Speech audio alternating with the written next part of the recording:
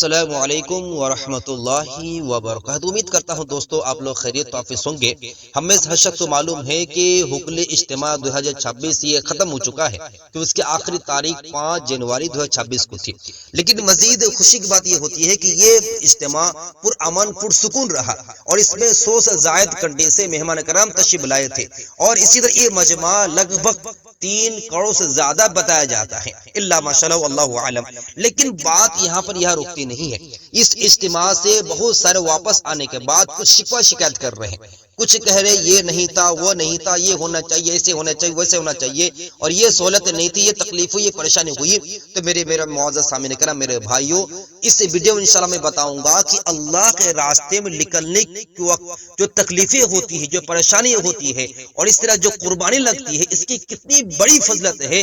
ہم اور آپ اگر اس ویڈیو میں سنیں گے، اندر آنے والے وقت میں قربانی دینا، مشقت جھیلنا اور تکلیف اور صبر کرنا ہمارے آسان ہو جائے گا۔ آئیے اس ویڈیو ہم سننے کی کوشش کرتے ہیں۔ الحمدللہ رب العالمین، والصلاة والسلام على سید الانبیاء والمرسلین وعلى آلہ واصحابہ اجمعین، اما بعد، فقد قال تبارک تعالی فی القرآن المجید والفرقان الحمید، فاعوذ باللہ من الشیطان الرجیم، بسم اللہ الرحمن الرحیم، احسب الناس ان یترکوا ان یقولوا آمنا وهم لا یفتنون، وقال النبی صلی اللہ علیہ وسلم طلب العلم فریضۃ علی کل مسلم مسلمۃ، صدق اللہ رسولہ النبی الکریم۔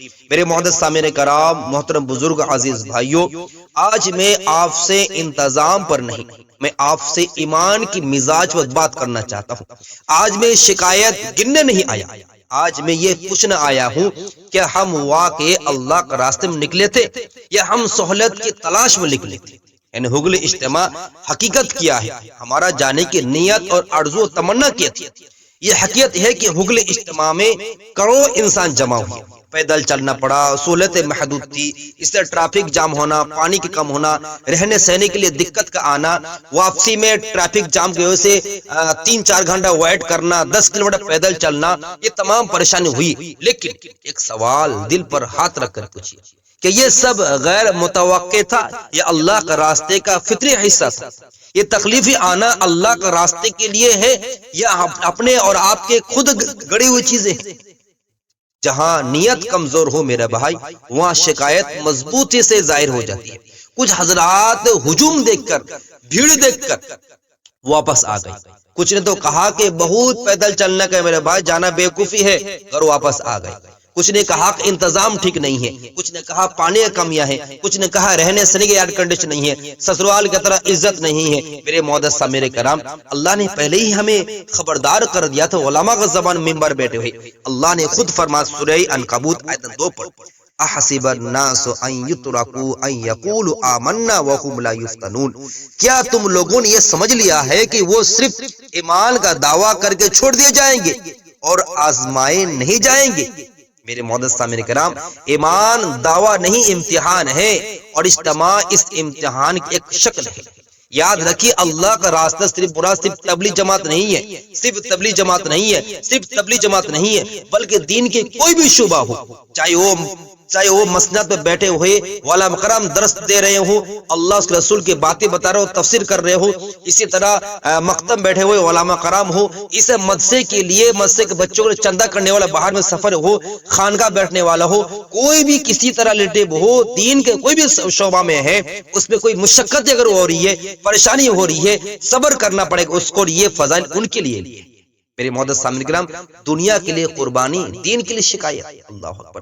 ذرا اپنے زندگی پر غور کیجیے، کوئی انسان رات بھر اللہ کے لیے نہیں بلکہ دنیا کمانے کے گزار دیتا ہے۔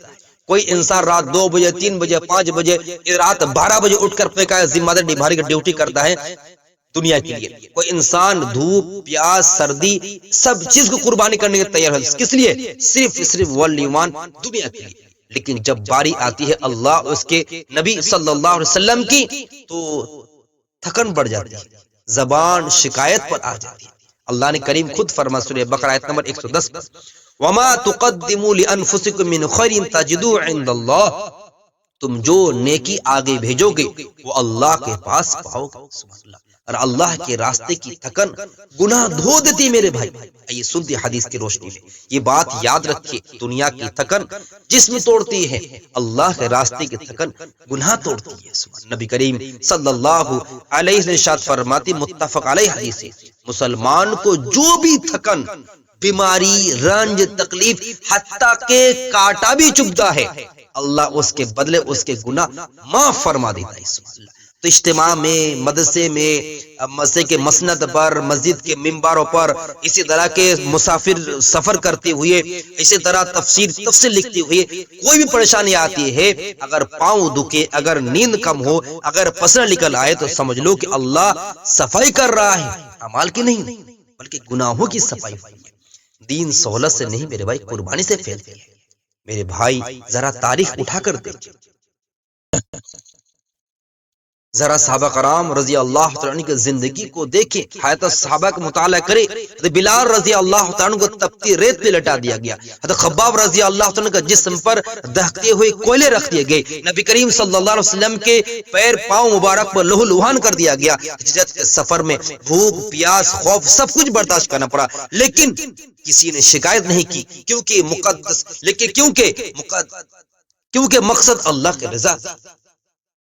اسی دین کے خاطر میرے بھائی تاریخ میں آیا ہے، مکہ کی تپتی گلیاں، شعب ابو طالب کے بھوک، غزوہ تبوک کی شدید گرمی، صحابہ کرام نے کبھی بھی نہیں کہا کہ پانی کم ہے، آرام نہیں ہے، راستہ مشکل ہے، بلکہ ان کا ایمان یہ کہتا تھا کہ بسم اللہ رضیت وہ ہو جائے، کہ اللہ تعالی ہم سب کے بس راضی ہو جائے۔ نبی کریم صلی اللہ علیہ وسلم فرماتے، جنت کو مشقتوں سے گھیر لیا گیا ہے۔